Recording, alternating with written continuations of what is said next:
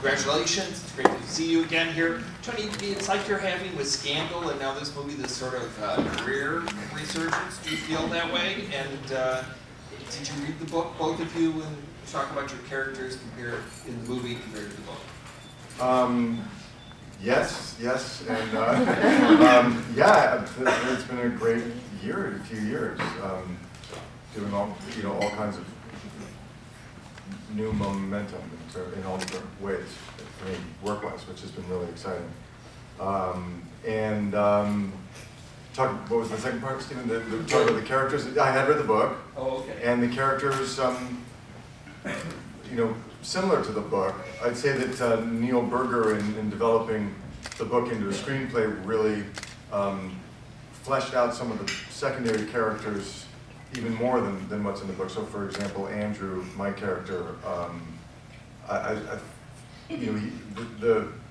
guess he took a strong point of view on Andrew, where I think you have a lot of compassion and connection to our family,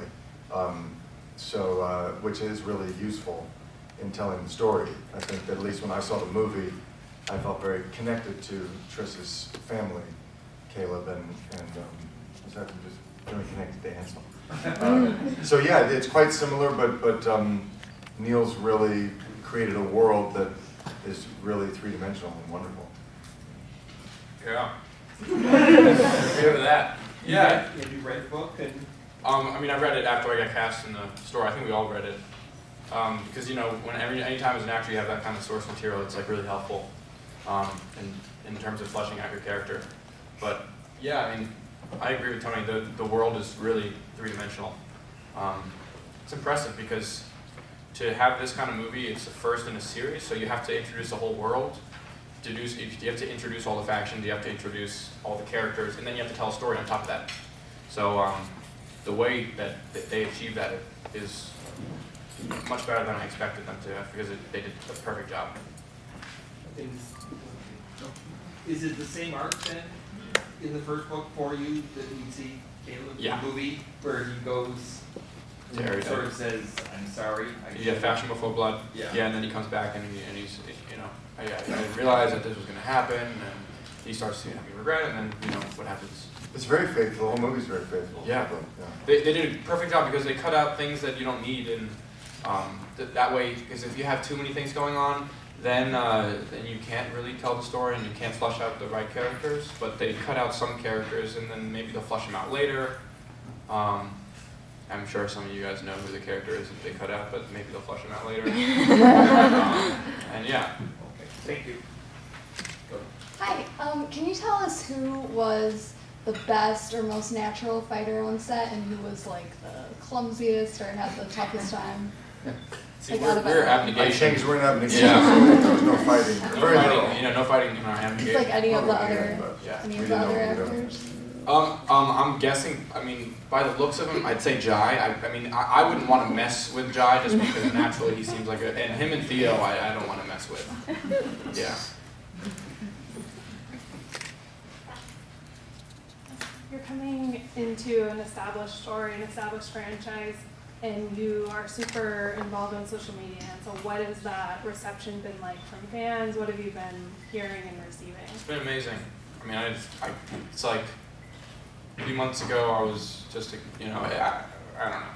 It's crazy. It's so nice, It's but that's because of the stories, It's like I was saying, every time I go to one of these screenings, there are people screaming and stuff, and they say, "How does it feel for everyone to be screaming for you?"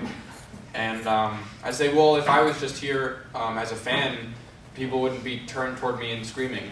It's not because of me, it's because of the story. People are obsessed with the story. People are obsessed with the other story that I'm a part of. And, I just am lucky enough to be a part of it.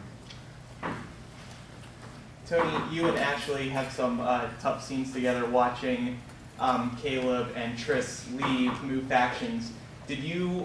When you guys were shooting that scene, were you drawing from experiences of what would this be like, my own kids leaving me? What was going through your head when you were filming this? Yeah, it was one of the reasons I really connected to this material. I think Veronica's book really resonates both with young adult readers, but adults as well, because I have young daughters.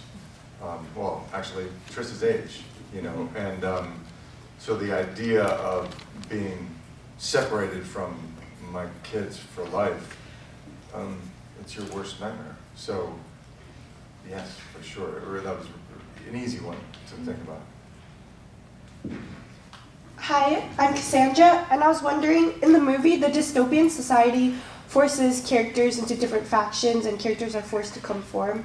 So I was wondering, in your life, in this industry or in real life in general, how do people perceive you in a way that isn't true to who you really are? Is that For both of you. well, I'll take that first.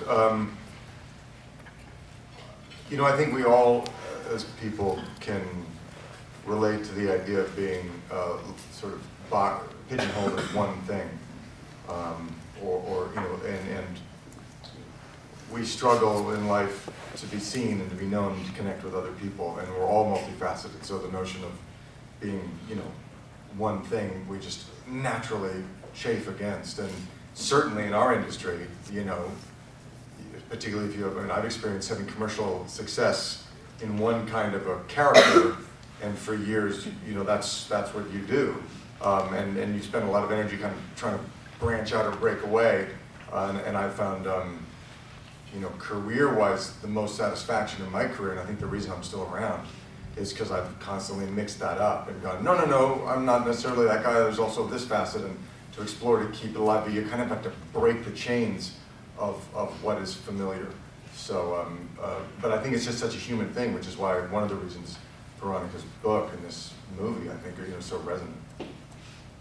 Yeah, I mean, for me, right away, I'm trying not to only play like a leading man kind of character. That's why, like, Caleb is awesome for me to play. He's not the leading man, because you know, you can easily be pigeonholed in this industry, but also in life. You know, I think that is actually one nice thing about being an actor, though, is that ideally you're able to play a lot of different characters and be different people all the time. And as human beings, I think we all strive to sort of be Divergents. Hi. I was just wondering, since film is such a collaborative media, how much of a force was Veronica on? Was she on set? Did she give you any insight into your characters? We almost never overlapped. It just like didn't work out that way. I don't know why. But I know that I was just on a press tour with her, so I've heard her answer this question, so I'm going to sort of answer it for her, I guess. She said a lot that she didn't really want to, you know, put her hands into the pot too much, and, you know, you let Neil and the producers do their work. But when we were on our tour, we talked a lot about Caleb and where he goes and, you know, things and that's helpful because you have the person who created him there. So that's awesome. And Tony? You know, I got the same impression on set. You know, she was there for a few days when I was there. She was lovely and supportive and really excited to be there. I mean, Veronica's, how old is Veronica? She's like 25. She's got out of college, you know. So to her, this whole process was new, and yet you felt very much that she was supportive and very connected to the process as well. Because I've been involved in other things where a novelist will come to set and they feel very much like a visitor, you know. So she felt really a part of it, but I didn't sense that she was, you know, she seemed very humble about it, I would say. Yeah.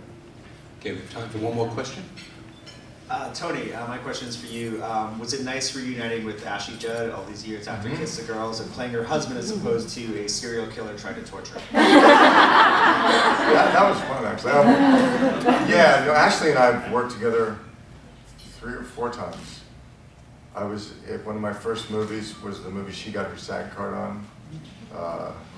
It was called Cuffs, with Christian Slater and me, and Ashley, I think, had one line. And then we did Kiss the Girls, and then I directed her in a movie called Someone Like You, a romantic comedy. And then I feel like there was something else. But anyway, so it was a great reunion.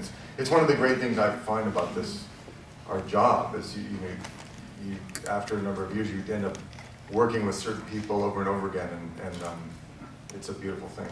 I hope I get to work with Tony again. Yeah. Thank you. Thank you both very much.